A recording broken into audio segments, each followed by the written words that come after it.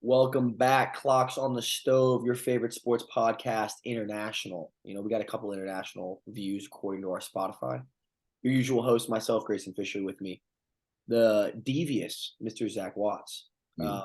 going through a little pink eye struggle, so he's got his glasses on. Yeah, I don't ever want to see that again. Yeah. We got episode 99.3.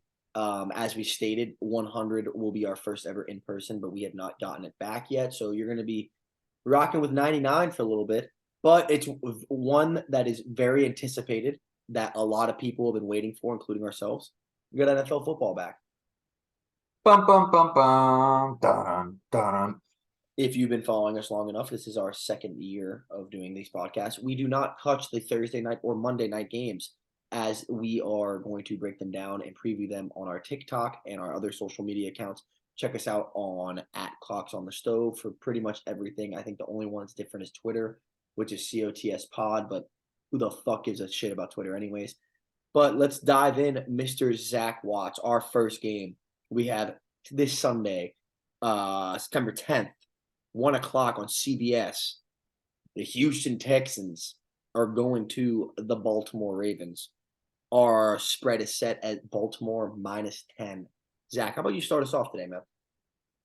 Yep. I kind of feel like this isn't going to be like a barn burner or anything like that. We kind of already know the result once it started. The Ravens are going to start their season off with an early week 1 dub. There are going to be some interesting pieces to look at this Texans team, though, some newly acquired acquisitions. When I kind of look at them, you think about the quarterback and CJ Stroud. They drafted him this year, already earned the starting role, which I personally like to see, giving your rookies an early chance to start their career. I know there is some proven success with starting guys under more veteran quarterbacks in order to let them develop. But when your veteran leadership is Davis Mills, you might as well just roll with who you believe is your franchise maker. So I do like that. Dameon Pierce is entering year 2 for the Texans, one of the leading fantasy running backs after last season. I think a lot of his production came off just the sheer volume that he was able to produce. So that got him his numbers. I do think he'll be a prevalent part of this offense. Some of the wide receiver group that Houston has is a bit lacking. I believe his name is Nico Collins. Did they get Tank Dell too?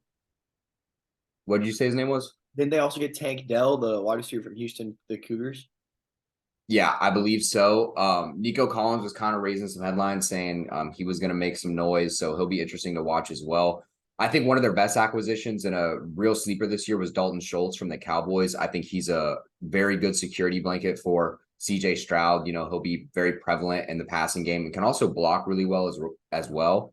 But with all these additions and this like kind of revamped Houston Texans squad, it is a rebuild. You're not necessarily like stepping into the next phase yet. You're still trying to garnish all the pieces, or gather, all the pieces in order to build a playoff level football team, but you're just not there yet. This is more so of just feel out what you have, see if your draft picks are really working, and then reassess. So with that being said, I think this Ravens squad is just going to take it to him. Lamar Jackson is Lamar Jackson. I don't see any sort of decline from him at all. I still think he is a top level quarterback in the league, just hasn't, I guess, produced the results in the playoffs yet that I would like to have seen.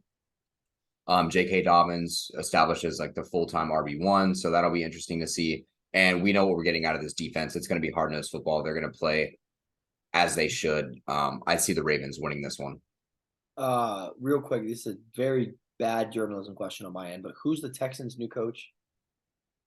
Let me do a little Google search here. Yeah, while you do that, some things I want to keep an eye on. One, Tank Dell for the Houston Texans. If you guys don't know him, he was a wide receiver for the Houston Cougars last year. And when they knew they were going to get CJ Stroud said to whoever Zach's about to pull up, D'Amico Ryan. Who? D'Amico Ryans. He was actually a former played at the University of Alabama. He was named a unanimous All-American. He's 39 years old, so he's really young for a coach. He actually played for the Eagles and the Texans in the NFL. So going back to his What about coach? Where did he come from? Because he obviously isn't like a first-time coach. Let me look at his former coaching resume. Yeah, back to what I was saying real quick. Tank Dell, he played at the University of Houston under Dana Holgorsen. I'm a big Dana Holgorsen fan. When they drafted CJ Stroud, he spoke to this coach, Zach just named, and he stated, we need to keep Dell in Houston. And that's what they did. They got him right away. I think he's awesome. It's going to be cool to see that, rookie to rookie relationship. You usually tend to see that bond become very strong when it's two guys in the same draft class. The other thing is, does CJ Stroud break the Ohio State curse? We've yet to see, at least in our generation, Zach, an Ohio State quarterback thrive in college and then be successful in the NFL. Yes, you can do the argument of Justin Fields, but Justin Fields' level of accomplishments in the NFL is nowhere near what he did in college so far. I'm just saying there is a trend that Ohio State guys don't do as good in the NFL. Also, I'm going to give them a little bit of credit too, as much as I hate Ohio State. They tend to get drafted high, which tends to lead for them to get on shitty teams, which is hard to do well. I understand these things. But overall, they tend to not do well. Will CJ Stroud be the one to break that? The other thing to keep an eye on, Odell is going to be debuting for the Ravens for the first time. It's going to be interesting to see how his bond gets with Lamar Jackson. As we said on the last pod, Odell ain't running no go routes. He's going to be running little outs, slants, and maybe a post, but he's too old to do the big work, which is why I think he's going to be really clutch on third down for them in specific. The other thing is, I'm a huge Lamar Jackson fan. He's from Florida. He's a Broward boy. I'm a big Lamar Jackson fan. I always want the best for him.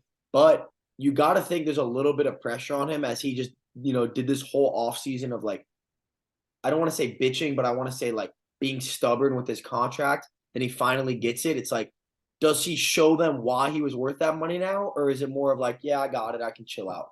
I don't think he's going to do that. I'm just stating these are things to keep your eye on. I also think the Ravens go out there and handle it, especially at home, though. Yeah, back to DeMeco Ryans' kind of coaching tree or resume, I should say. After he retired, he took over as the San Francisco 49ers quality control coach in 2017. And then there's kind of a little break off there. I don't know what he did after that 1 year, but then he got signed as the 49ers defensive coordinator from 2021 to 2023 after Robert Saleh left to take the head coaching job for the New York Jets. And then I guess he did a good enough job there in San Francisco, and now he's signed to the Houston Texans. My only really concerns with this is, when you play on such a high caliber team like the 49ers and you're under Kyle Shanahan, obviously the presumption there is that you are taking what you've learned from him and are going to try to reincorporate that into this new team. The Nick Saban disease. Yeah, the Nick Saban disease or the Bill Belichick disease, as they would say. The only problem is, can you really produce those same results when you don't have the same quality of roster? Can you build a roster from scratch? You also don't have the same quality of sub-tier coaches under you, too.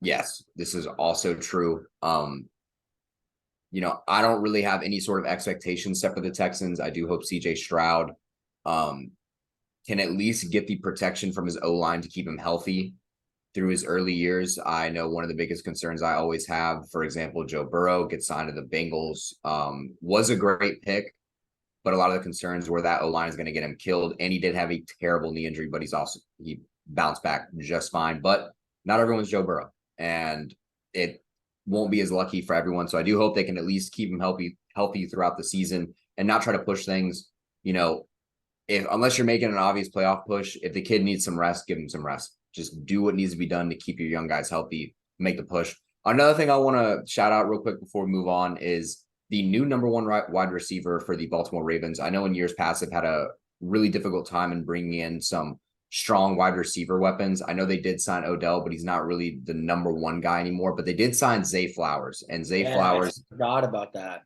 Zay Flowers is going to make a lot of noise for the Ravens if he can link up, kind of step into that Hollywood Brown role for Lamar Jackson. And I do think it'll alleviate some of the pressure from Odell and Mark Andrews, who Mark Andrews has been the consistent number one target for Lamar over the years. But I think as he ages as a tight end, your body gets kind of beat down. He needs to alleviate some of that pressure from the defense. So I do expect some noise from Zay Flowers in this week one. But other than that, I think that about wraps it up for our first game. Yeah, our next game was also at 1 o'clock on CBS. We got the Cincinnati Bengals going to the Cleveland Browns. Cincinnati's coming in at a -2. Is Joe Burrow's good? He's playing, right? We got thumbs up on that, or is it still a He's good. Yeah, yeah? he's good. No. I think the story is they lost. You're gonna have to help me out here, but they lost to one of their offensive tackles this year. Who was it? The Bengals just lost a key offensive lineman, and already we don't know what's going on with their offensive line. On the other end of things, with the Browns, I'm not completely sold on Deshaun Watson, dude. I really am not, and you call me a hater. It's nothing to do with the off the field issues. It has to do with him on the field. I think that he had a good run in Houston, and then he took this time off, and then he came back, and I don't know, dude. I think they threw the bag at him too fast. Do I think he can overcome that and show that he is good? Absolutely. I think though that we get caught in this trend of potential over reality, and sometimes we ride the potential of somebody more than what they've actually done for us. And I don't think Deshaun Watson has done it yet for me. I think it's obviously gonna be a close game. It's a rivalry game. It's gonna be fun. I just don't see what the Browns are gonna do to shut down that Joe Burrow, Jamar Chase. Now, if they can get their D line all over him, it's good. But Joe Burrow, it doesn't really matter, bro. He can get rid of the ball so fast, and he has such a good chemistry with Jamar Chase that it's like it doesn't even matter what route they're running. He knows where he's gonna be. Um, Also, I think the Bengals receiving core itself is extremely underrated. You have Jamar Chase that gets the most of the attention, T. Higgins, and you got Tyler Boyd. It's kind of like they're really hard to defensively match up against. Um, Overall, though, I'm a big Nick Chubb fan. I like the Browns. I had Nick Chubb in my fantasy team last year, and he carried me heavy. I do think with Deshaun Watson coming back, Nick Chubb might not get as much of volume due to the fact that they want to use their franchise quarterback. I think the Bengals take it in the opening game. Oh, the spread is -2 Cincinnati, by the way. Yeah.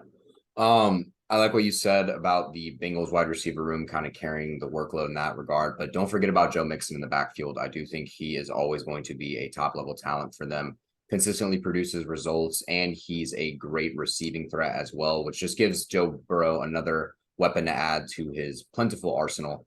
Looking over on the Brown side of things, you still in this kind of like Deshaun, where is he at in his career type of era. We know his success when he was with the Houston Texans. We know the caliber of quarterback he can be, but with such significant time removed and the lack of results he produced after coming back late in the last year, you really don't know how well he's going to perform.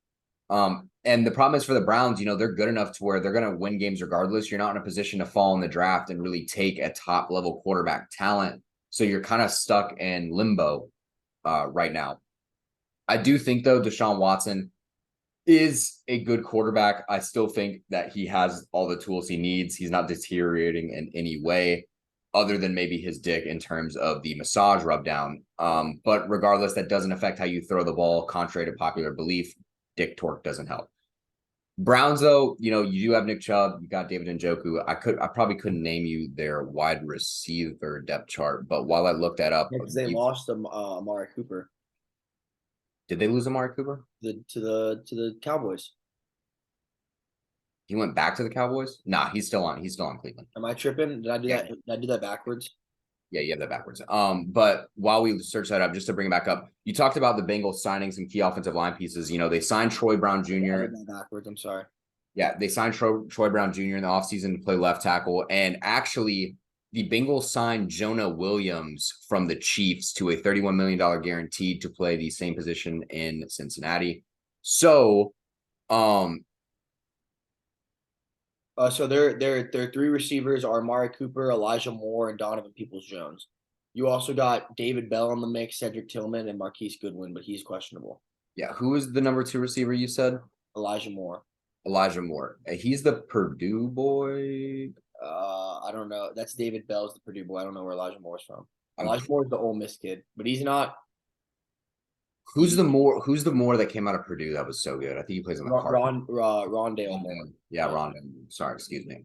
But yeah, Purdue is like the weird team where they go like 6-6, but they get one huge win and they have like one superstar on their team every year. Yeah, that's the kind of people they carry. But you talked about the Bengals trading away a player. Their left tackle Jonah Williams or right tackle, excuse me, Jonah Williams. Originally was a left tackle. They signed Troy Brown Jr., so he requested a trade. the Bengals declined his trade request and were like, here's 31 million guaranteed a year. How about you just play right tackle now? And he was like, okay. He's like, yeah, we can do this. He's like, I will The gladly. right tackle easier too because you're not worrying about the blind side. Yeah, I mean, you. easier as in like it's still hard as shit, but it's less pressure. The problem is, though, I believe the right tackle takes on the more dominant defensive ends. The Myles Garrett's, Yeah. TJ Watts, they typically play on the right side. Only because you want your stronger guy. You don't really need him coming off the blind side because he doesn't need any added help. And he helps in the run game as well because he's just such a force. And you want, I feel like you'd want your dominant side on the inside too. Yeah. Also, when you're that good, you're probably just dominant in everything you do. So it really don't matter. Regardless, though, huge signing for the Bengals in order to bring him back, keep bolstering up the offensive line. I guess offense wins championships in this era. The defense is just out to dry. Who knows? Regardless, though, I do see the Bengals taking this week 1 win. However, don't be surprised if Nick Chubb makes noise early. He's usually very, very, very good the first 8 weeks. Mm-hmm. He is just fresh legs, dominant. I don't know if they still have Kareem Hunt where they can kind of balance that 1-2 back again, but he's still going to make noise in that offense regardless. And if Deshaun Watson is slinging it like the Deshaun Watson of old, then you do know that is going to alleviate the 8-man in the box. They're going to have to run some too high shell in order to try to prevent the passing game in that regard. But this says Kareem Hunt is a free agent. Oh, how the no, he's on the Saints. He's on the Saints. Okay. Well, regardless, looks like there will no be running back by committee this year. It is strictly the Nick Chubbathon. Damn, that's going to be scary. Yeah, the Chubbathon lives on. Our next game. Oh, I'm sorry. Yeah, I was just going to say, moving on to our next game. Our next game is another 1 p.m. game on CBS. How is that even possible? We have 2 CBS games at 1. That's kind of It's all about where your blacked out games are. Oh, so yeah. Well, I watch Red Zone, so it's all good. Shout out to Stream East. Jokes. We got the Tampa Bay Buccaneers going to Minnesota, the Thunder capital of the world, or America at least. 1 p.m. Minnesota coming in at minus 5.5. Look, as much as I want the Bucs to do well, they're not. It's really hard to have Tom Brady and then follow in those shoes. I do think Baker Mayfield gets a little too much shit though, from what I've been seeing, especially living in Tampa and everything's about the Bucs. He brings a very good vet presence to the team, which is good because we have some young guys. And you lost a huge vet role in your Tom Brady. So I think that's helpful. Also, I want to state something too, Zach, that I think we talked about a little bit before, but I want to bring up again. I hate how I see on Twitter, it's like, Baker Mayfield threw 5 picks in practice. He's terrible, blah, blah, blah. Bro, it's fucking practice. I get my ass beat in practice all the time. Tom Brady throws picks in practice. It's practice. If you're going to judge someone and be like, they're terrible because of that, no, that's such a horrible way to judge people. Aaron Rodgers threw like 6 interceptions the same day. You're throwing routes you don't usually throw. You're trying to get guys different looks. Like, it's practice. You're literally practicing new things. That is what practice is. Yeah. I don't think Allen Iverson. Actually, I think Allen Iverson. Out of here. I think Allen Iverson would support you in this statement. I'm gonna just keep it honest. I don't really got too many things to say. It's a 1 p.m. game for Kirk Cousins. He's gonna win. That's just how that math adds up. It's in Minnesota. It's 1 o'clock, and Kirk Cousins is playing. He's going to win. I don't care if you brought back the Bears dynasty and you played them at 1 o'clock, Kirk Cousins is going to win. I like also what you said that a lot of people are starting to not shit on Kirk because of the quarterback thing. I wonder if that was like the NFL's way to be like, hey man, this guy's getting a lot of shit. You already know Justin Jefferson's going to be getting fed. One thing to keep your eye out on though, does this offense have a little bit of a different feel with Dalvin not being there anymore? Overall though, I think the Vikings win it. I don't think it's going to be like a fun game or anything crazy is going to happen. I think we're going to see a lot of upset Buck fans. And I think you're also going to see that there's a lot of issues that Tom Brady took on the chin and took himself, when in reality, it was the coaching staff, if that makes sense. Yeah, I agree. When I look at this game, You talk about losing Dalvin Cook's kind of presence in the backfield, but I do think that Alexander Mattison is a good replacement for him. We had our one pod where we discussed all the Super Bowl winning teams and the kind of contracts that their running backs were on during the time. So having a really dominant running back on your team doesn't really give you much chance in the playoffs, or so history has told us. I do think with all the weapons that Minnesota has added in the wide receiver room, I think you could probably plug over half the running backs into there and they'd probably have somewhat success. I just don't think they're going to be very reliant on the run game. You talk about drafting Jordan Addison from USC, who is a monster of a weapon, who is going to draw some attention and take away from Justin Jefferson. And when you don't have those two, guess what? TJ Hawkinson is just as good as a receiver coming out of the tight end position. And I do think he made a very strong impression when they signed him late into last season from the Detroit Lions. Look, I don't really know much about their defense if they bolstered up in anything in that regard. So, you know what you're getting there. It's more so, do you think this offense is going to carry the workload? But the problem is that division has really taken a step up in the quality other than the Packers. So they're going to be in for a tough slate of competition going into the year, considering their division. When I look at the Buccaneers, look, don't want to beat a dead horse, but when you lose the GOAT, there's no way you get better. It's just not possible. But I think one of the biggest issues the Bucs face, and you kind of saw it last year, was when you forced Bruce Arians out, your play calling took a huge blow in hitting defenses where you need to. There just really wasn't any over-the-top plays for the Bucs last year. It was extremely predictable, I would say. Yeah. Predictable. Also, it felt like more wear and tear on defenses and not kind of blow them out, just spread the field, blow it out, and just get points anytime you can. It felt like they were struggling to put points on the board. And, Tom Brady's going to put points on the board regardless, so it really doesn't matter there. Look, your defense is one of your strong points. It always has been. You have guys like Antoine Winfield, Levante David, Devin White. You look at that defensive line with Vita Vea. I'm trying to think of some other guys on their line. I don't know if Shaq Barrett's still there. Maybe, don't know. But your cornerbacks aren't necessarily your strong suit. I think when your leading cornerback is Jamel Dean and Carlton Davis III, the linebacker crew is solid, though. Yeah, your front seven is going to win you games. Problem is, this is a team that feasts on your DBs. Yeah, I guess what the Vikings do, and you're not really the strongest in that position. So it's going to be a war in the trenches. Can you put pressure on Kirk Cousins? Can you somehow alleviate his 1 p.m.ness? I don't think so. He just got out of church. You're fucked. Or as Kirk would say, gosh darn it, because he doesn't curse. You like that? You like that? You like that. I like that. We like that. Give me the Vikings. It's a 1 p.m. game. But I don't think Baker will be as bad as everyone thinks. That'll be my last piece on that. I agree. As long as he just feeds Mike Evans and Chris Godwin, can't go that poorly for him. And we didn't even bring up that the Bucs did sign Sean Tucker, who I will be pleased wherever he is on the field. If he's on the bench, I will be pleased. If he's the water boy, I will be pleased. And if he gets some snaps, I will definitely be pleased with his performance. Very, very pleased at the Bucs getting Sean Tucker. He's a pleasurable guy. Pause. Did not mean it like that, but you know what I mean. Hey, yo. But our next game, another 1:00 game. These are literally so many 1:00 games. We have the Titans going to the Saints. This game is New Orleans -3. This is a really how do I state this? I think it's interesting because these teams are somewhat kind of similar. They both added a bunch of new pieces to their puzzle. Let's talk about the Saints. You got a guy that's not Drew Brees, but he's also a vet in Derek Carr. And I better than James.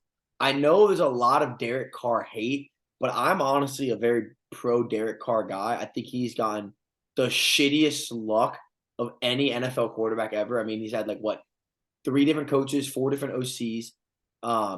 He had his best receiver go to prison in Henry Ruggs. It's just he cannot catch a fucking break. And now he's with the Saints. He's kind of iffy. But on the Titans on the other end, you're rocking with Tannehill. Who did the Titans just get that was a big signing? Oh, D-Hop. They added DeAndre Hopkins. You still got your guy and Derrick Henry. The thing I want to state, and I want people to notice, Zach, is the Saints defense. They're good. They're always good. They've always been solid. But what stands out the most of them is they don't face a top 10 quarterback the whole regular season. I got them in both my fantasy leagues. Great for fantasy, not so good for testing your playoff composure, I would say. Agreed. But it will be interesting to see how Derek Carr does with this offense.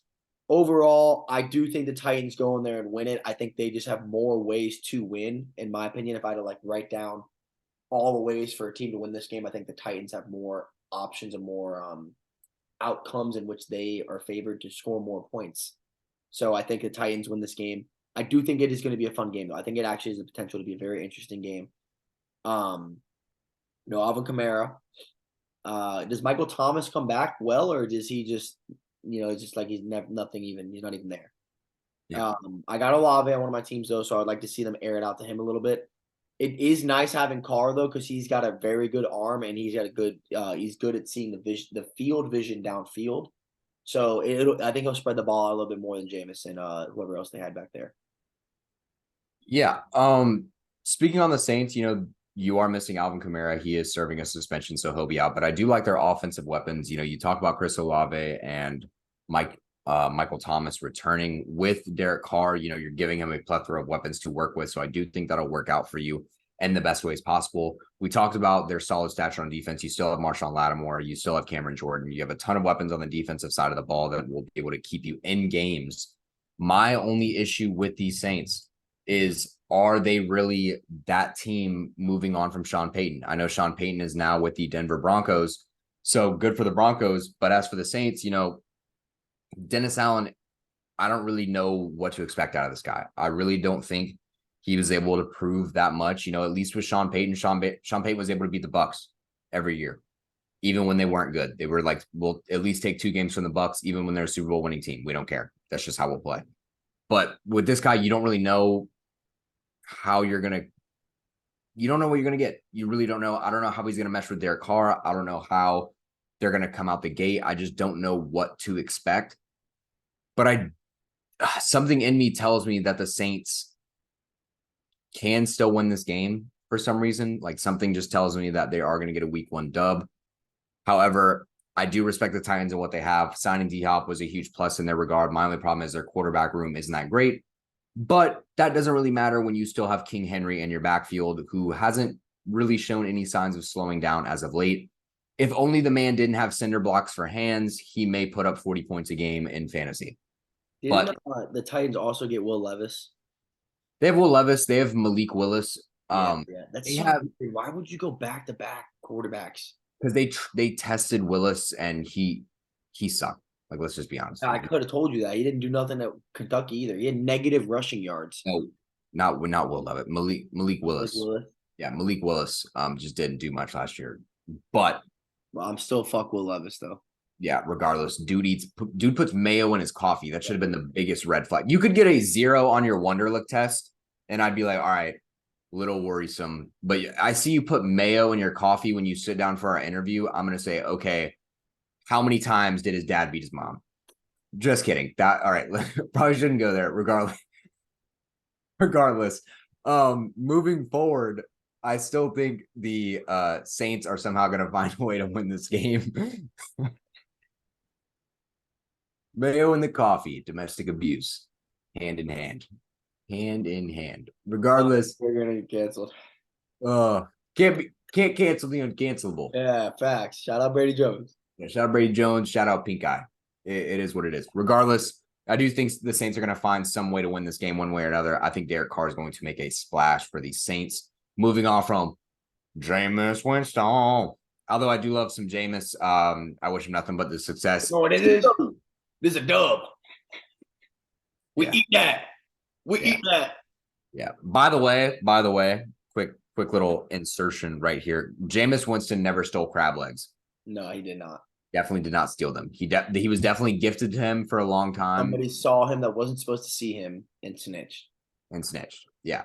By the way, shout out the same guy that stood up in the middle of the student union and said, "Fuck her right in the pussy," and then got suspended for a game. Still tried to suit up, thinking no one would notice, and then his head coach had to be like, "Buddy, what are you doing?" Jimbo was like, "What are you doing?" He's like, "Oh, I'm just playing." He goes, "You're suspended." He goes, "No, they forgot." And he's like, "I don't think that's how that works." Yeah, he's like, "Do you want us to play in the national championship?" And he's like, all right, I guess I'll sit." Fucking Jameis. Our next game, another 1 o'clock game because this is nothing like college football. A game I'm gonna be honest, I could give two shits about. We have the Carolina Panthers going to Atlanta to play the Falcons. This game also 1 o'clock on Fox this time. Atlanta coming in at a -3.5. I'm gonna keep it short, sweet because I don't got a lot of things to say. I think Bryce Young shows that he's actually very legit and that the issue of his height does not play a factor. I think another thing to keep an eye on is Desmond Ritter with the Falcons. Last year, we kind of gave him it's all right, you're a rookie kind of year. This is year two. You don't get that treatment anymore. Does he step up? I'm a big Desmond Ritter fan. I'm a big Cincinnati fan. I was more of a Luke Fickell fan. I think Desmond Ritter can do it. Will he do it? And can he? Are two completely different things. Also, Bijan Robinson. Everyone is just riding this guy's meat, bro. I'm talking fantasy wise. I don't. Do I think the kid has potential? Absolutely. But it's not like he had. I don't even think he had that historic of a career at Texas. He had a very good career. Reggie wasn't even sucked off this hard when he came out. Exactly. And like Saquon wasn't even sucked off this hard going into the NFL. And people were legitimately arguing and stating that you should take him first overall in your fantasy draft. And he's never even played a fucking snap. Do I hate Bijan Robinson? No. Do I think Bijan Robinson's bad? No. Is this even in Bijan Robinson's power? No. But I think it's really hard to throw that much pressure on a guy that's a rookie and never played before, and then be like, now you got to do it. He's also prone to injury. He's already been injured at Texas. This is a lot of questionable things to me. I won't hype on the train. Like I said, I don't buy into potential. I buy into reality. I buy into results. Once I see the results, I'll buy into the Bijan Robinson hype train. But it's just way too overhyped too soon for me. There was one other thing I was going to state, and I can't remember. Oh, yeah. Cool fun fact on Bijan. This is I just bashed him. Somebody named their kid after him, and then he actually went and saw the kid, which is pretty cool. But yeah, I think I'm not even going to take a winner in this game. I don't really care anything about this game at all, to be honest. Yeah, look, for my Bijan Robinson kind of take on things, look, I understand the Atlanta Falcons had one of the best offensive line rushing groups, rushing wise. They had one of the better offensive lines in the league. I get that. I get that you signed a high quality back that has all the tools needed to succeed. However, you have your instances where you may have a Trent Richardson where he just turns into a brain dead running back for some unknown reason. Another reason why I can't really love Bijan as much as I want to is it's a lot like getting sexually harassed, except this time it's by the media. If a guy tries to put his dick in your mouth, you're not going to let that happen. You're going to punch him in the face. Right now, the media is trying to put Bijan Robinson down my throat, and I don't want that. So I'm going to have to stick Bijan Robinson in the face. That's just kind of how I'm feeling. That's just how it has to roll. So, look, do I think he's going to have success? Yes. Do I think he's going to be the number one running back in the league his rookie year? No. And I look, if I'm wrong about that, sure. I'd rather be wrong, but I'd way rather be wrong about it than to go ahead and just assume that this guy, compared to all the other great running backs in the league, is just somehow going to be better. By the way, he wasn't even the number one running back in college last year. Yeah. By the way, what did the Falcons finish last year? What was the Falcons record last year? Let's do a little research. 12, I believe. Yeah. So, look, I know they signed a bunch of players. I know they have AJ Terrell on the defense. I know that Desmond Ritter's in year 2. I know that they have Calvin Ridley, or no, they don't have Calvin Ridley. I know that they have Drake London. I know that they have Kyle Pitts. I know that they have all these quote unquote tools. But when the Falcons went a combined, I think 4 games. Drum roll, please. 7-10. Ooh. Guess what? Stop. Guess what? There's this cool little thing in football that when you're losing the game, you do not run the football.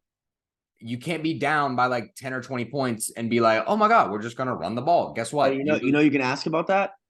The Colts, because I had Jonathan Taylor last year, and they started every game down 21-0. So we got 5 fucking touches. Yeah. And you can throw the ball to him as much as you want. That's not going to guarantee he's going to break off a 60-yard screen every game. It's just not reliable. It's not reliable. I'm sorry. Now, look, do they play in somewhat of a weaker division this year, given the Panthers and the Bucs and the Saints? Sure. But are the Bucs and the Saints not one of the best running back defenses in the entire NFL year in and year out? What am I missing in? What am I missing? Now, given I don't know their full slate or schedule, but I'm not suddenly just going to take this team and view them and their running back as suddenly this top contender in the playoffs. That's not how that works. And if you're going to sit here and say, oh, well, we're not saying they're a playoff contending team, well, then how are they going to be in enough games to give Bijan Robinson the touches he needs to put him in the position as the RB1? Your math isn't mathing, Mr. Matheson.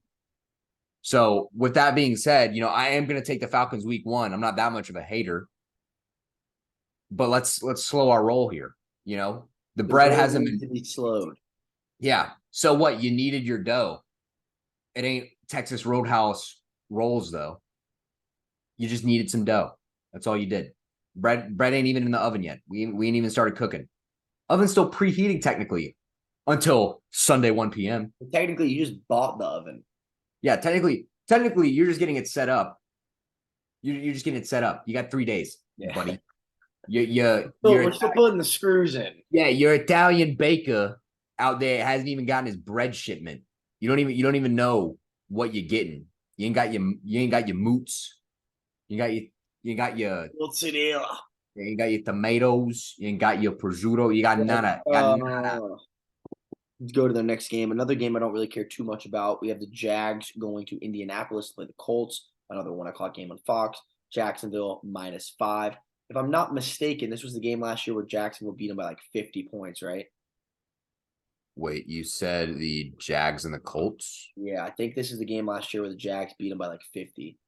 Like they literally put up 50 points on that. They play each other twice every year, so maybe. Go check on that real quick just to make sure.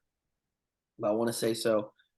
Jags get Calvin Ridley. They already had a pretty solid offense. Trevor Lawrence is starting to blossom into a very good quarterback. Dougie P, big fan. Indianapolis Colts are on the opposite side of things. They're kind of in like, oh shit, almost freak out mode, I would say. Don't really have a quarterback cemented. Yes, you have Anthony Richardson. He won 6 games in college. Congratulations. Jonathan Taylor, he's there, but he's not playing. It's just I don't see anything good happening for the Colts. I don't. Their defense. They won 24-0. You are thinking of the game where they mollywopped the Chargers like 38-10. Maybe that's the one I'm thinking of. Yeah. They also beat no. Yeah, that wasn't it. Yeah, never mind. Anyway, I'm going to keep it short and sweet. I think the Colts are nothing promising that intrigues me. You don't even have Jonathan Taylor for the first 4 weeks. I'm a very big Anthony Richardson hater. You also have like no fucking offensive weapons. One of your best weapons, Michael Pittman. No disrespect to Michael Pittman. I just don't think he's a top 5 receiver in the NFL. I know he's not a top 5 receiver in the NFL. He might not even be top 10. The Jags are starting to blossom together. They did like a mini rebuild kind of, and then like they brought Dougie P in. They got Trevor Lawrence. Now they got Calvin Ridley. They're looking legit.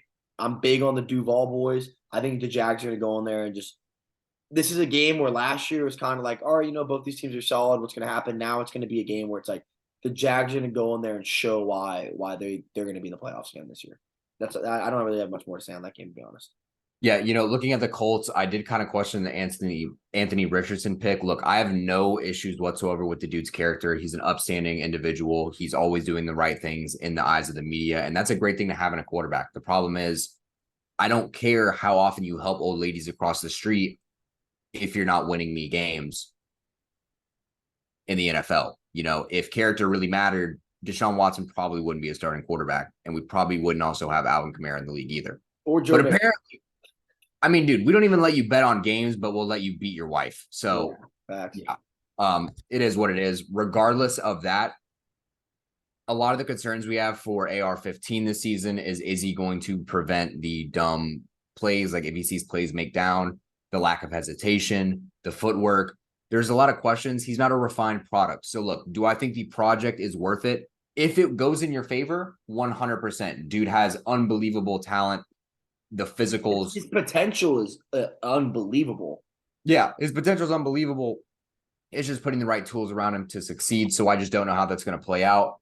And typically, I'm not going to take the unfinished product, missing their arguably best weapon in Jonathan Taylor, compared to a team like the Jaguars, who were a touchdown away from beating the Chiefs and making it to the AFC Championship game. You also look at the Jaguars, their defense. solid. Their offense, Calvin Ridley, Christian Kirk, Travis Etienne. They got Tank Bigsby, hardest name in the league. T-Law. They have everything you need to make Dougie P, bro. Dougie P. Dougie P. Minus fat cock Nick Foles. Yes. But regardless, you did everything you needed to do to improve from last season in order to address what you did wrong in the AFC championship game or AFC divisional game, excuse me. But regardless, they're going to put the business on him. I hope Calvin Ridley goes stupid. Mm-hmm. That's what I'm hoping. You know, every video I've seen of this guy is insane. I know Evan Ingram's their tight end, but he's hit or miss. But, you know, just he can catch the ball at least. That's all you need. Sometimes. T-Law is going to hit you, though. I promise you that. So I am going to take the Jaguars in this game pretty fairly. But, hey, if Anthony Richardson rushes for like 200 yards and the Colts win, sure, I'll die on that shield. I'll say I was wrong. Yeah, dude, but you can't get away with running like you can in college, bro. Yeah, no. Who's done it? Even Lamar Jackson, like he runs a lot, but he doesn't run as much as he did in college. Yeah. Because in college, you can get hit by a 19-year-old cornerback. In the NFL, these are grown fucking men, and they are getting paid millions of dollars to hurt you. A lot of money. But yeah, that's all I got to say on that. Our next game is kind of an interesting but not interesting game, another 1 o'clock game on Fox. San Francisco 49ers are going to play Pittsburgh across the country to play the Steelers. San Francisco is a -2.5 favorite. Zach, I'm going to let you start us off with this one. Yeah, so first things first, I want to talk about the 49ers, the visiting team. When I look at them, look, you didn't really lose any major pieces from last season. Your issues aren't really until the end of the year because you've got so many big name contracts and you did just sign Nick Bosa. You have no money to really retain any of these guys in the future. Your salary cap is going to take a hit. Unfortunately, that problem isn't a now problem. It's a problem for later. So with that being said, first, let's look at their offense. You do have Christian McCaffrey, backup, Elijah Mitchell, still got Deebo Samuel. Brock Purdy is your QB1. You feel safe rocking with that guy. And hey, who doesn't like Mr. Irrelevant when he's starting to become relevant? That's how it is. The defensive side of the ball, you have arguably one of the best linebackers in all of football with Fred Warner. You have the unbelievable safety in his year 2. I forget his name, but he has not dreads, but he has that long Troy Polamalu. Unga Bunga is what I call him, just because that's literally just how he plays. It's just very caveman-like, but he's a genius. His IQ is insane. And when you have Nick Bosa on the line, it just wreaks havoc all over the field. When you have all this talent put together on one team with a mind like Kyle Shanahan. Hufanga. Yeah, Hufanga. Hufanga. Yeah, Unga Bunga is a Unga Bunga problem. Regardless, when you look at this 49ers team, they are stacked. They are making the defense is loaded. Drake Jackson, Eric Armstead, Javon Hargrave, Colin Farrell, Oren Burks, Fred Warner, Dre Greenlaw, Chavaris Ward, Desmondor Lenore, is Isaiah Oliver, Tashawn Gibson Sr., and Talana Hufanga. It's a loaded defense, bro. And like you said, their offense too. I mean, I'm gonna let you finish your part, but like they're fucking stacked, dude. Yeah, I'll leave you some of the glazing, but you know what you're getting out of the 49ers. They're making another push for the Super Bowl this year, and I have no doubts that they will at least make it deep into the playoffs. As for the Steelers, look, and no disrespect to the Steelers whatsoever, Mike Tomlin is an amazing coach. He is always going to get them a 10-win season. He just finds ways to win games with his guys. He's a great head coach. The only problem is when you're facing a team like this in week 1, it's kind of hard to pull out some wins. Look, I'm not a Kenny Pickett hater, but I'm also not the biggest believer in Kenny Pickett's abilities. And look, I'm not saying that because he has small hands. Anyone can have small hands. Shout out to our small hands people. Regardless, his 5.8-inch hands won't affect how much pressure he's going to be taking from Nick Bosa this entire game. That's just what's going to happen.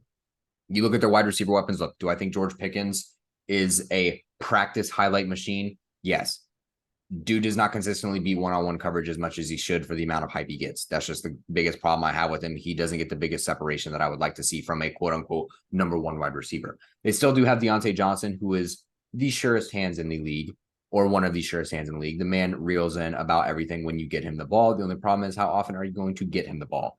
You look at the Pittsburgh backfield, you have the leading rushing yard attempts or leading rushing attempts back in Najee Harris, and in committee with TJ Warren, who kind of gives him a little break on third downs. So you have the weapons on offense. The only problem is, are you going to be able to stop this 49ers offense with your defense? And I don't think so. You are at home. You do tend to win your week 1 games most of the time. Unfortunately, this is not an event in which I see that becoming true. I'm going to take the 49ers in this one.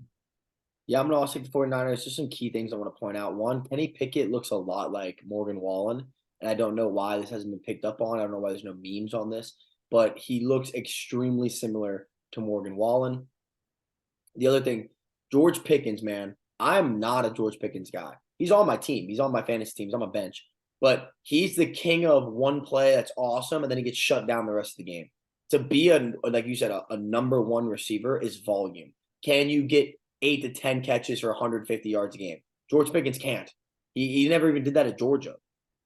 He's just not a he's a number 2 kind of guy. He's all right, we needed something to happen, make it happen. But this menace and this big dick energy he portrays, I'm not a big fan of it because he's not consistent. There's not enough volume for me to respect it.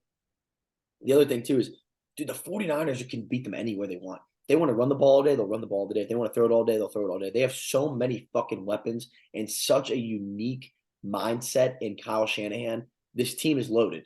I think that minus 2.5 is shocking to me. I think they're going to go out there and put the work on the Steelers. I agree. And with that, that wraps up our 1 p.m. slate of games. One more 1 p.m. game. What? Which one? The Arizona Cardinals going to play the Washington Redskins. Yes, I'm going to call it the Redskins at 1 o'clock on Fox. Washington coming in at a -7. This is our last 1 o'clock game. I'm gonna be honest. I don't really have a lot to say because I don't really know too much. I'm a big Ron Rivera fan. Sam Howell doesn't sell me. I think UNC quarterbacks have the same disease as Ohio State. They don't do anything. Honestly, I didn't think Sam Howell even did that much in college. You got Scary Terry out there, Brian Robinson. Cardinals announced they're starting Joshua Dobbs, I believe. Is that correct? Is my statement correct on that? For the Cardinals? Yeah. Yeah. This is such bad journalism on me, but what happened to Kyler? Kyler Murray. Oh, I think he's just like sitting out. He's like, fuck this shit. I don't want to do it. Anyways, yeah. And by the way, I wish we had this podcast 3 years ago, but I've been the biggest Kyler Murray hater since he was in college. I never, ever thought he was that good. I still don't think he's that good. Do I think he's an exceptional talent in football? Yes. He made it to the NFL. He won a Heisman. Do I think he was this guy can be the best quarterback ever? No. And there's people that thought he was so great. I think there's way better quarterbacks in his draft class. I'm gonna be honest, dude. I think the the Redskins are gonna win this game. I don't really have too much more to say on it. You got Cardinals coach who's in there for the first time, and everything I see on this guy on social media is bad. It's bad. It's kind of like he's trying to be like the stepdad, like the cool stepdad. It comes in like, oh, like we're buddies, and the guys are like, fuck you. Like they're just like, no one here likes you. That's like the vibes I'm getting, and like, I don't know, maybe it's just the media's way of portraying it, but he doesn't seem to be like a leader of men. And I just think this team is in shambles. And now you lose D-Hop, who was one of the greatest wide receivers ever, in my opinion. Kyler's a little bitch. You're rocking with a guy that hasn't even started an NFL game in forever. I just think the Redskins go in and win this game. And yes, it's not racist to call them the Redskins because they literally want to change their name back. And the Native American Society of America has voted to state that they also would like the name back. So calling it racist is inaccurate when the race itself wants it. That is not racism. Some white Karen being upset about it, that is not racism. But anyways, back to the game. I think the Redskins take this game. And like I said, I'm a big Ron Rivera fan as well. That has nothing to do with this. I just like Ron Rivera. I think he's a good leader of men. Yeah. I kind of wish this was a Thursday night game because you typically think of Thursday night football and you think of just absolute dog shit. I think this is the epitome of dog shit. The game tonight still on Prime? Oh, they're not on Prime anymore. Yeah, they are. This is NBC. I think NBC is like partnered with Prime. Oh, okay. Yeah. Or maybe I could just be smoking on that penis pack. But regardless, look, both these teams just spelled disaster. Look, I got no problems with Ron Rivera. I don't even know the Arizona head coach. By the way, that video they posted of him being like, "How many of you guys took a bus here?" Yeah, they're Hey, still on. Yeah, is it's still what? on Prime. It's still on Prime. Yeah. But when you walk into your team meeting and you ask your guys to raise your hand and say, "Hey, how many of you guys took a bus here?" Reality check, buddy. These are all professional athletes. They make millions of fucking dollars to sit where they're sitting. They're not taking the bus to get to training camp. Now, I get it if this was like a mini camp or like off-season OTA, stuff like that, where you have guys that aren't technically signed to the squad just trying to make it work. I can understand that.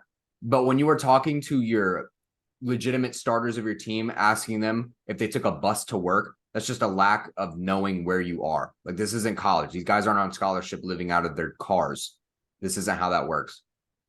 Also, saying you want a team full of killers in the most monotone voice I've ever heard doesn't necessarily spark murderous intentions. Like when the linebacker from Alabama said with the straightest face, it's going to be joyless murder ball. That was spine chilling. Or if it's like Dan Campbell comes down, he's like, "We're gonna fucking rip heads off." You're like, "Yeah," but then this lanky ass white guy comes in, and he's just like, "Hey guys, let's kill people." Yeah, Oh, last year, if you were to ask me if you were to pit all 32 head coaches against one another and fought to the death, I would have said Mike McDaniels probably was going to die first. I think Mike McDaniels could put his sack on his coach's forehead. Mike McDaniels would beat the shit out of whoever the coach is. I'm taking Mike Daniels 10 out of 10 times. And not because he's half black. 50-45 UD, baby. Yeah, 50-45, just whoop his ass. This guy's a puss. I don't have no respect for him. Nada. You couldn't even like bribe Kyler Murray to come back and play for you, and Kyler just cares about Call of Duty. You could have offered him like a double XP token or something. And My favorite is like when he first gets to the facility and he's like talking to Kyle. And it's like, "Hey man, I'm excited to work with you. Like we're gonna do big things." And Kyle's shut the fuck up. Yeah, he's like, "I'm fucked. Like I'm fucked." Please. Yeah, like Zach said, that is actually our last 1:00 game coming in, starting us off at our 4:25 slate. This to me is a very, very interesting game. We have the Las Vegas Raiders traveling to Denver to play the Broncos. Broncos coming in at a -3.5. This is what's his name? Sean Payton's debut for the Broncos. You know, a lot of people have been, at least on my social media feed, have been hating on Sean Payton and his like, I guess you can call it attitude that he's bringing to this team. I call it a winning fucking mindset. Yeah. You know, where he's like being a hard ass on Russell. He's being a hard ass on you're not a minute late to practice, like all these other things. People are like, "What is he doing?" Blah, blah, blah. This man won a fucking Super Bowl for a reason. This man had one of the best teams in the NFL for a long time for a reason. You don't have the success you had and the shit you had, and then bring in a soft coach. Nah, when you have discipline issues and you have issues that suck, you bring in a fucking someone to lay the hammer down, and that's what Sean Payton's doing. Do I think he can fix Russ? I don't know, because it'd be a little bit different if Russ was like a year 2 or 3 guy where like he still has room to adjust. Russ is enough of a vet where it's kind of like it's a little hard to completely change his style and change what he does. You know what I mean? And for the Raiders, I think getting rid of Derek Carr for Jimmy Garoppolo is the stupidest shit in the world. You just got rid of one guy to get the exact same guy. Like that's how I look at that. You got the same fucking guy. Especially with Derek Carr's been nothing but loyal to that program, dude. Like I don't know. Obviously, we're Team Gruden all day too, so fuck the Raiders, fuck the NFL, fuck Goodell. But I think Josh Jacobs is going to eat, especially after this game, his contract, and he carried me in fantasy last year. Going to be an interesting game. I'm not going to pick a winner in this one either. I don't really care, nor do I know. I do think it'll be fun to watch, though, as it's kind of like two rebuilds happening at the same time, but they're kind of like trying to speed it up, if that makes sense. Yeah. Look, I completely agree with your Sean Payton take. When you have a guy that retires from coaching because he's content with his success, then go into the booth and watch a team filled with superstars severely underperform and piss him off enough to be like, I will accept whatever contract you give me so I could just beat the shit out of these guys and show you what real coaching looks like. That is some big dick energy. That is like what Sean Payton is. And that's what Sean Payton's going to do. I think Sean Payton's going to come in to this Broncos organization and prove why he's the head coach that he was for the New Orleans Saints. I think Russell Wilson is extremely talented. Do I think he got off on the wrong foot with the Broncos last year? Yes. Do I think the play calling for the Broncos also sucked last year? Yes. I just think there wasn't a head locker room presence or a head coach strong enough to really reinstate the order or the respect or the trust to have these players believe in one another. It just felt like once they lost early in the season, no one wanted to block for anyone. No one wanted to run the plays. No one wanted to show out for games. It just spelled disaster. Now with Sean Payton there, not accepting any bullshit, not cutting any corners, and pretty much taking these guys to the gulag for 3-4 months. This man literally went out in an interview. He's like, you can hand me a group of 8-year-old boys and I will end this spring. He's like, I'll end this OTAs with 53 grown men. That is my philosophy. He's like, I will beat it out of them.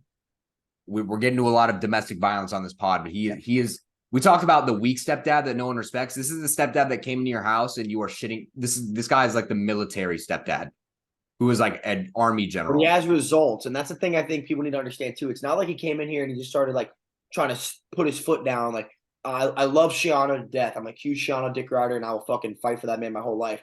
The reason he was so unsuccessful with the Bucs, I mean, obviously they were dog shit when he got there, but he tried to put his foot down on them, and he never had anything to back it up. Like he never had prior NFL success to be like, we're gonna do it this way because it works.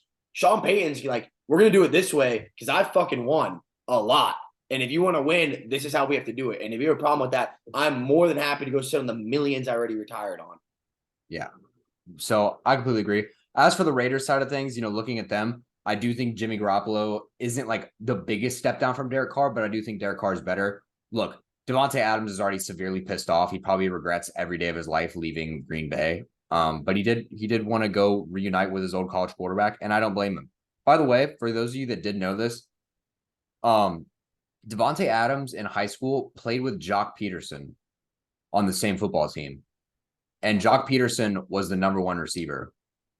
So that lets you know that baseball players are just innately better at everything. So you're welcome. Fuck up, Zach. Yeah, you're welcome. Regardless, back to the game. Look, is Josh McDaniels a good OC? Yeah. Is he a good head coach? I don't know. I'm not really seeing the results. I don't really like if you were to ask me who's going to win this game based off their coaching, Sean Payton or Josh McDaniels, I'm going to take Sean Payton, and that's just how I feel it is. Like you said, both teams are kind of Sean Payton. I heard that song so many goddamn times. Fuck you, Cole Joffrey. No, more like fuck you, Gunther Moses, man. That kid played that song literally every single day for no reason. And the kid's a Dolphins fan. We got 5 games left to speed this up. Grayson's getting fucking hungry. Yeah. Our next 425 game, we have the Dolphins of Miami going to the Los Angeles Chargers. CBS Chargers coming in at a -3 favorite. Zach Davison. Yep, hold on as I write down his timestamp 57:50. Dolphins at the Chargers. Look, this was did they play last year? I believe so. I don't know. I'll do the Jamie for you. Yeah, Jamie me, but I believe they played recently or at some point. Maybe I'm just thinking these teams are super relatable because of their high-powered offenses, and that's exactly what we're getting out of both. Yeah, these they played last December. Chargers won 23-17. Yeah, so they did play last year. Offenses weren't as prevalent as I thought it would be, but look, both these teams are led by their offenses and their capabilities. You look at the Miami Dolphins, Tua Tagovailoa improved over the offseason by learning how to fall. Shout out judo. Martial arts is a way of life. Learning how to fall is important. Disperse the energy. It's why you slap the ground, buddy. Number 2, offensive weapons don't need to be shoved down our throat anymore. We know they have Tyreek Hill. We know they have Jalen Waddle. I forget who the running back is. Oh, excuse me, Raheem Mostert. He's solid enough in itself. I am kind of upset they cut Elijah Higgins. Wish they would have given him a chance, but he is getting his opportunity for the Arizona Cardinals, so shout him out real quick. As for the Chargers side of things, this is my last chance for Justin Herbert, in my opinion. Not as a starting quarterback, just whether or not I think he's truly elite. Last year in a playoff game when you were up 20-something to nothing, 0, I think 24-0, and you lost the game. I don't care how bad your defense sucked. You weren't able to score points in the second half. An elite quarterback doesn't get shut out in a half of football. That's not how that works. There is no, and here's the thing. Look, I'm as big of a Justin Herbert fan as anyone else. Maybe not the biggest fanboy, but look, I've never seen so many people try to deflect the blame off of Justin Herbert in my entire life. Nothing can possibly be his fault. I didn't realize this man was Jesus. He is not without sin, ladies and gentlemen. He makes his equal fair share of mistakes, just like everyone else. Now, given, does Justin Staley and their defense tend to fuck things up from time to time? Absolutely. I do think there's an issue there. However, this is not the year for any more excuses. Herbert's in what, season 3, season 4? Yeah, this is supposed to be, I think 3. Yeah, 3 is when you're supposed to solidify yourself of what kind of quarterback you are. If you are truly elite, you are going to make it work. You have Mike Williams. You have Keenan Allen. Now, given both of those guys kind of on the downtrend, I don't really think they're like all that. You still have Gerald Everett, and you have Austin Eckler. You have all the weapons you need from the offensive side of the ball. Nothing's changed. We know what you're getting out of you. Just reproduce the results we wanted last season. All we want your team to do overall is for your defense to not shit the bed. Justin Staley, dear God, please just coach in the fourth quarter. Something. Stop doing coaches' suggested plays. That's just what it seems like. It seems like some NCAA 14 shit. Madden. Ask Madden. Yeah, ask Madden. Guess what? This isn't like pro or like all-star level difficulty. This is a real life, not a simulation. Although we could be in a simulation. I don't know. Don't ask me. This is not our conspiracy podcast. We'll save that for later. Regardless, winner is a pick'ems. If you wanted to bet on something, I'd probably take the over, in my opinion. These guys hate playing defense. And Jalen Ramsey's out. 51. Maybe. I don't know. It's pretty high for week 1. I don't know, man. I don't know. I don't got too many things to say on this game. Austin Eckler had a very slow start last year, then started picking up. I think his production will be the opposite this year. I think they're going to try to feed him too much. But he's my number 1 pick in the draft, so I hope they just fucking give him the ball every single play. I'm opposite of you, Zach. I'm a huge Justin Herbert fan, and I started off as a Justin Herbert hater when he was at Oregon. He grew on me a lot. For the Dolphins' sake, the Dolphins have everything they need to be a very legitimate playoff team. The problem is they fucking shit the bed all the time. I'm a big Mike McDaniels fan, and he's grown on me a lot as a personality and as a coach. The main thing to look at for me, Zach, and when it comes to this game is the O-line. We do all this talking about protecting Tua, this, and that. Does it happen now? There's no more talk now. It's time to happen. I'm tired of the excuses. We'll see if it happens. I don't really have too much more to say on this game. I do think it'll be a very fun game to watch, though. I think it'll be a very fun game to watch. Let's hope Austin Eckler has himself a day. The next game is probably going to hurt Zach more than anything else, but we have the Eagles of Philadelphia flying to New England to play the Patriots. This game also at 4:25 on CBS. The Eagles coming in at a -4. I'm going to be honest. I don't see any way whatsoever the Patriots win this game. I don't see what they're going to do. I think, it was cool they added Zeke. I don't think Zeke is like the answer for your solutions, in my opinion. I'm not saying Belichick's a bad coach whatsoever. I just think that they're in a weird phase where it's like you had the GOAT for so long, you're going to have some years where it's hard to rebuild. And I think the Eagles team are in the opposite. I think they're in fucking full-fledged drive mode. They're just getting better. Jalen Hurts is a dog. Their defense is good. Their offense is good. Their play calling is good. Their strategic play is good. I like the Eagles a lot, man. I'm a big Eagles fan. I'm a big Jalen Hurts fan. Like I said, if we had the podcast 3 to 4 years ago, you would have heard me and Zach saying Jalen Hurts is going to be legitimate. I never even thought they should have benched him at Alabama. Overall, I think the Eagles go in there and win this game. I do think the Patriots slow it down and make it a closer game than it should be and make it a little more boring. But I think the Eagles just have so many weapons and just so many different ways to win. It'll overwhelm the Patriots. Yeah. The way I kind of look at this game, I'll talk about the Eagles first. Just for me personally, I think it's easier to talk about than how I'm going to face this with no bias. So I have to kind of think on my thoughts for the Patriots side of things. But as for the Eagles, look, you're coming off of a Super Bowl run in which you lost, but it was very close. You're right there. Your talent level is there. You're just looking to make the right decisions. If you have the chance to do it all over again, look, biggest believer in Jalen Hurts. I don't need to reinstate that belief. I don't need to bolster him up any more than he already is. The man's shown, like his work has proven how good he is. I don't need to hype him up in any ways. You know, you look at the wide receiver room, Devontae Smith and AJ Brown are quality targets. They did lose Miles Sanders to the Panthers, but they did bring in DeAndre Swift, who I do think is a great addition for them. I do think it'll take off pressure in the run game for Jalen Hurts. He won't have to use his legs as much, although the dude likes to run. He squats 600 pounds. He's a big bus. Yeah, he's a fucking bus. You got everything on the defensive side of the ball. Brandon Graham is a huge guy on that D line. You know, they have all the weapons they really need. Jason Kelsey on that O line is also just quality character, just a real. This is his last year too, if I'm not mistaken. I do believe it is his last year. So why not make a run for the Super Bowl? Why not? As for the Patriots side of things, look, I'm not gonna sit here and say, oh, if Bill Belichick doesn't perform, fire him. For how much he's accomplished for you, that man is going to retire on his own terms. I don't care if he coaches us to 0-16. He is staying here until he dies. I do not care. I do not care. We've had a blessing to have as much success as we had for the Patriots, given that we did have Tom Brady, and I will put a lot of the success on his shoulders. But you can't do it alone, and he did have the help of some great defenses, and the only reason they were great defenses were because guys like Bill Belichick were able to really lead a team and hit every single detail necessary. I do think Bill Belichick's going to have some great schemes drawn up for this Patriots defense in order to kind of contain Jalen Hurts the best way possible. I just don't think it's going to be enough. Now, look, on the offensive side of the ball, for all the hate that Mac Jones gets, I have not fully given up on him yet. I don't understand why he gets as much hate as he does. He makes a ton of the right reads. The only problem is when your freaking offensive coordinator last year has been a D coordinator his whole life. Yeah, I know. What?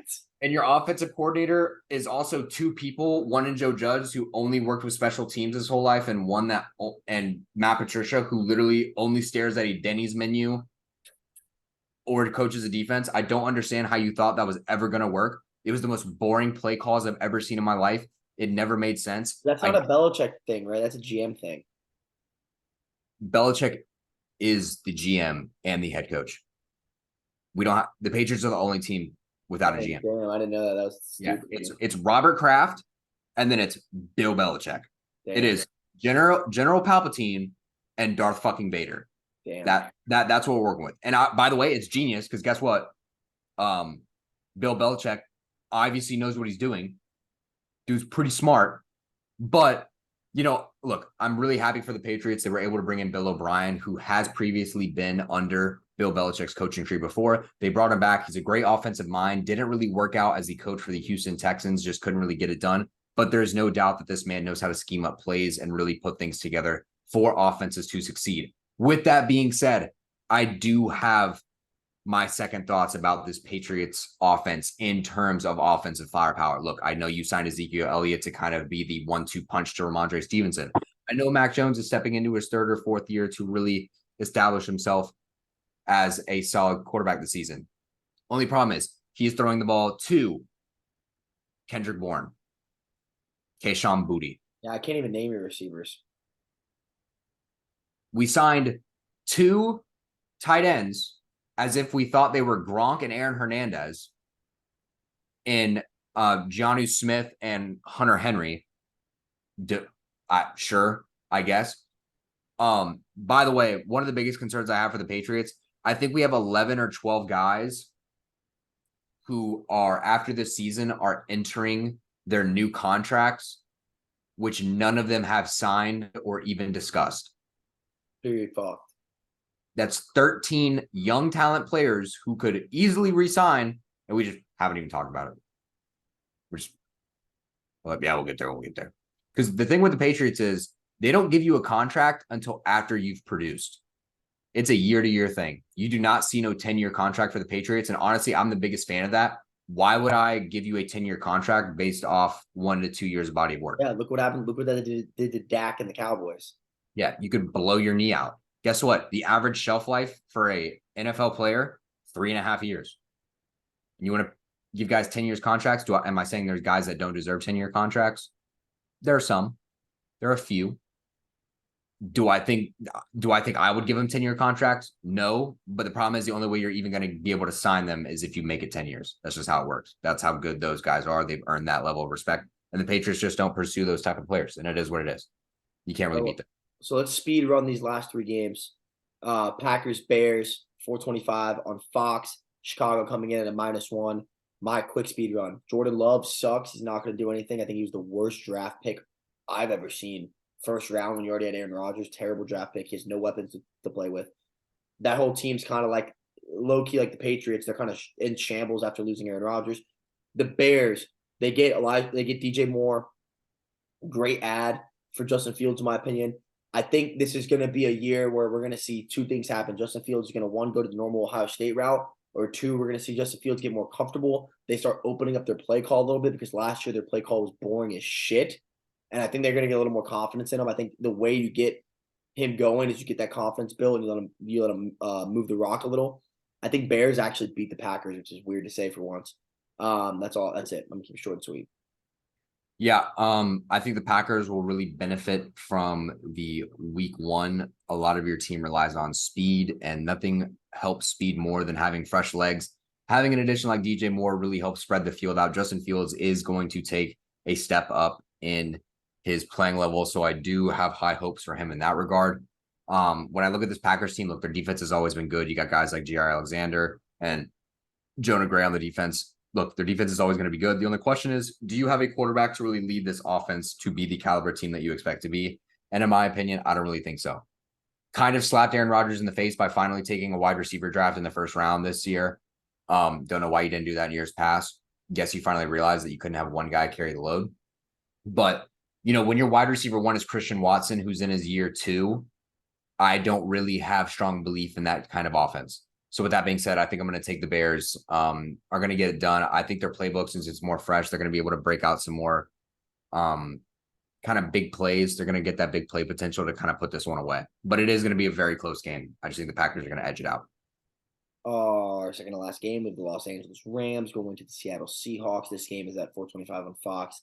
Seattle's coming in at 5.5. Zach, you start us off on this one. Yeah, so Seahawks at the Rams. Look, the Rams have a lot of question marks after last season. You don't really know what Aaron Donald's going to do. He's kind of been teetering back and forth between retiring and not, but they were able to get him back. As for the rest of their defense, they have one of the worst secondaries in all of football. They just kind of get it aired out over the top, and that's what the Seahawks love to do more than anything else. With guys like Tyler Lockett, DK Metcalf, and I believe there's another guy their rookie, Jackson Smith and Jigba. Nothing but wide receiver talent on that side of the thing. And you have Geno Smith, who has finally stepped into his own as a quality quarterback in this league. He's going to air it out. He's going to take shots over the top. I just think Seahawks have more firepower to get this thing done. Also, big question mark for the Rams. Look, I have no doubt about Sean McVay and the quality of coach that he is. My biggest issue is Matthew Stafford, the kind of guy he was years ago. I just think he's kind of deteriorated over the years. How early in the season? Because I know this is going to happen. Stetson Bennett is going to be the starting quarterback for the Rams. He is. Whether we want to admit it or not, I could probably see it by like week 6, week 7. He will be the starting quarterback for the Rams. Because Sean McVay is more of a guy where he's like, hey, we're not winning things. We need to change things up. What better way to do it than to put a fresh guy in there? And it's not like he's young. It's not like he's young. It's not like he's going to make the rookie mistakes. The dude has been performing in camp too. He's really impressed a lot of people. It's the reason he is quarterback number 2. I just think Stafford, at some point or another, he's going to deal with some kind of teetering injury, and Stetson Bennett's going to get the call. And I'm interested to see how he's going to perform. Yeah, the only thing I got to state is, 1, Cooper Kupp's not playing, so you already know that's going to also fuck up the offense with Matthew Stafford. I do agree. I hate this where it's like, well, Stafford's not that good. No, Stafford's just old, dude. He's always been good. I think he's an unbelievably elite quarterback. But Sean McVay can make it happen even if Stetson Bennett is the quarterback. He's just a fucking mastermind. I'm a big fan of the Seahawks. I'm a big fan of Geno Smith. I'm a big fan of Tyler Lockett. Got him on my fantasy team. I also love how Pete Carroll is 72 years old. He's out there running routes at practice. You got to love that energy. You got to love that enthusiasm and love for the game. It's hard to see that passion, especially in the NFL. That's all I've got to say for that game. Let's get this over with because I am fucking starving. Dallas Cowboys, our last game. Sunday Night Football, 8:20, NBC. Dallas Cowboys at the New York Giants. Dallas is actually the favorite at -3.5.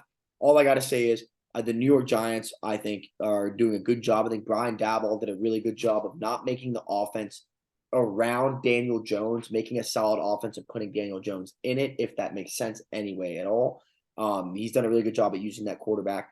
Saquon Barkley stays healthy. He's one of the best running backs in the league. Not sold on Dak, not sold on the Cowboys. I don't really see how they're the favorite, especially with it being in New York. I just think that Daboll is going to get it done. I think the Cowboys need to start looking at maybe taking a year or two off and starting to rebuild. But they always they like refuse to rebuild, and it never works out in their favor, in my opinion. Yeah. So when I look at this game, look, let's start off with the Cowboys. Is their defense extremely talented year in and year out? Yes. They got rid of Ezekiel Elliott on the offensive side of the ball. So Tony Pollard's really taken over this RB1 role, which I do think is going to help them in terms of offensive production, especially as a receiving threat out of the backfield. But the big question mark is Dak really going to prove he's that guy? You know, for a guy that they paid a whole lot of money to, or I don't know, I believe they signed a whole lot of money to, you know, is he really your Super Bowl contending quarterback? Is this the guy that's going to lead you to the promised land in Jerry's world? I don't know, to be honest. But it's not as if the weapons on offense or defense are a question anymore. It's just whether about you're able to put it together for a season. Now, I do understand injuries kind of plague this team, and it is their kind of curse. But that can't be an excuse year in and year out. You've got to be able to put it together at some point, whether it be hiring a new strength and conditioning coach or a quality control coach, be that as it may. You got to figure out something to kind of get this team on the same page to make a run at the Super Bowl. As for the Giants side of things, look, I'm really big on the Giants as of recently. I've been really big on Danny Dimes, even when he came out of college. Look, call me a bitch if you want. You can go back and look through our videos. Danny Dimes can be him. He can be him. Vanilla Vic, they paid him $40 million for a year for a reason. You think Daboll's stupid? You think they're stupid up there? No, they know what they got in the guy. They just need to put the weapons around him. Last year, arguably one of the worst wide receiver rooms in all of football. Yeah, Paris Campbell, Kenny Galladay, who they signed for a buttload of money, who got 3 catches? I think he had like $1 million a catch, is what they worked out the math to be, which is a complete.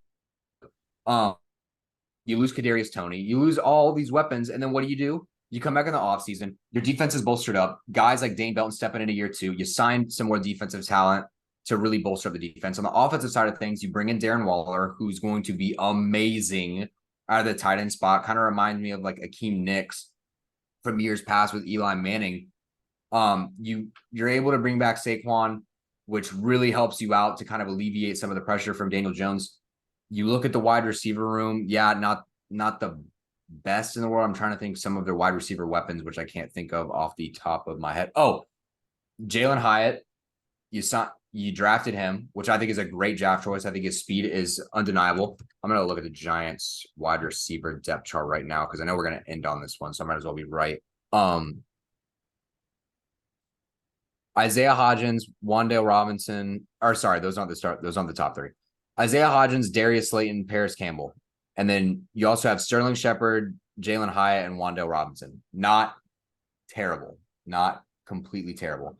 As for your offensive line, you did make steps in the right direction. Look, Andrew Thomas was kind of bad when he first came in, but kind of has settled into his own. Evan Neal, the right tackle out of Georgia, also, I believe he's out of Georgia. Alabama, sorry. Andrew Thomas was from Georgia, excuse me. Both quality right and left tackles should get the job done. Look at the defensive side of the ball. Dexter Lawrence, Leonard Williams, Kayvon Thibodeau, Bobby Okereke, Micah McFadden, Trey Hawkins, Xavier McKinney, Dane Belton, but he's not the starting safety that's listed. I think Jake should be, but Jason Pennick is listed as the starting safety. You also have some backup players, Nick McLeod. I'm trying to look at some of their cornerbacks. I mean, Trey Hawkins and Deion Tangs aren't bad. You do have a Dory Jackson, but he's kind of on the downtrend. Regardless, you have a quality roster. You can put it together from what I've seen. And this division isn't really up for grabs because I still think the Eagles are going to dominate. But, you split with the Cowboys. Even if you split with the Cowboys and sweep the Commanders, you're a playoff team. You're right in the driver's seat of where you want to be, and then you just got to perform in the playoffs. That's all it takes.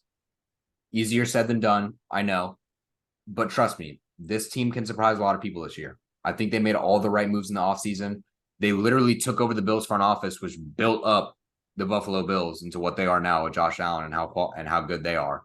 I think they can do the same thing in New York. I truly believe that. But yeah, I'm gonna take the Giants in this one, especially at home. There you go. That wraps it up for our pod. NFL Week 1. It was a long one. Sorry, I'm dying right now from camp. We'll skip the draft, add it to the next pod. Zach Watts, any final words? Yeah, kind of sad we didn't do a draft, but it is what it is. We've really stepped down in our old age. This pod was only an hour and 20 minutes, and it felt like it was 2 hours. I felt like it was a year. It's because we talked very little about a lot of different things. I feel like if we would have talked about less things and stayed more on top, time, yeah. it would have felt. Check it out tonight. Zach's gonna be ripping the TikTok for the Thursday night football game, but you will already know what happens because this will be posted tomorrow. Thank you.